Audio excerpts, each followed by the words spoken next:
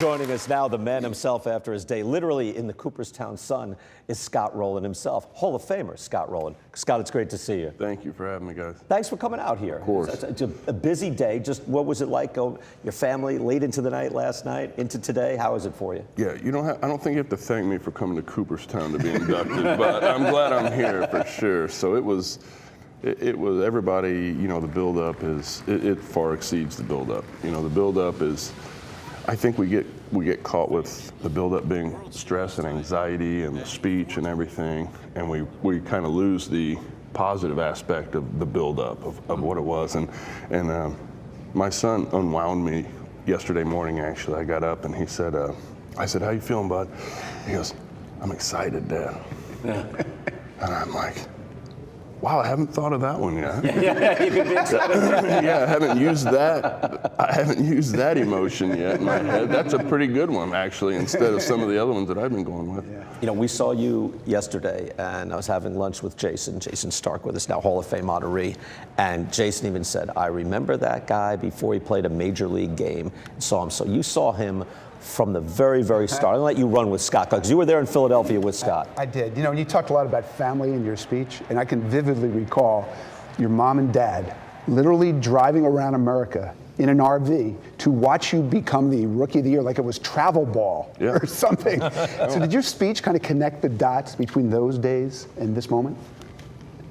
My speech, when I realized that I was going to be giving a speech, when I was honored that I was going to be giving a speech, and you start thinking about it, and I was jotting some stuff down in the book, and you have all these great ideas, right, that you're gonna deliver these, profound words or whatever, and then one day it hits you like, be honest, let's be honest and tell the truth, and there's nothing profound, about my story necessarily, and as Jason says, literally they're school teachers. They were both school teachers, so their summers were off, and they had an RV, and they parked the RV in New Jersey and came across the bridge and watched every home game. Wow.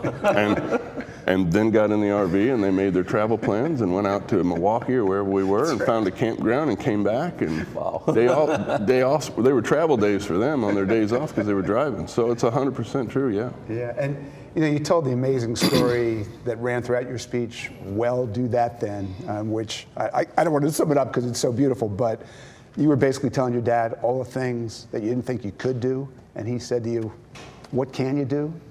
And had you ever talked to your dad about that moment before you said that in your speech?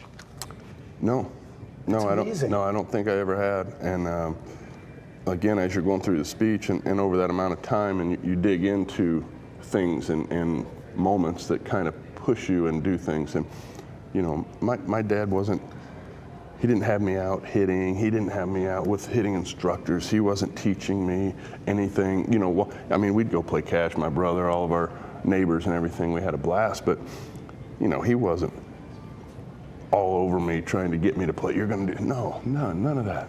We went out and, like I said, worked in the yard together, and time to mow the lawn, son. Go mow the lawn. Right. That's kind of the way it was, and he'd go. I have a bucket of balls that I brought back and I stored, and I gave it to my son before this. It occurred to me again while you're writing the speech, you're digging up these memories. I'm like, I have a bucket of balls in Florida, and it's a tan bucket with duct tape all the way around the thing, and the balls look like charcoal right now. Right. But I had it in Florida, and that's the bucket that Dad would throw batting practice to us on the Little League field when we were 9, 10, 11. And again, it was, when we did that, it was a treat. Yeah. Let's go, Dad, can you go throw to us?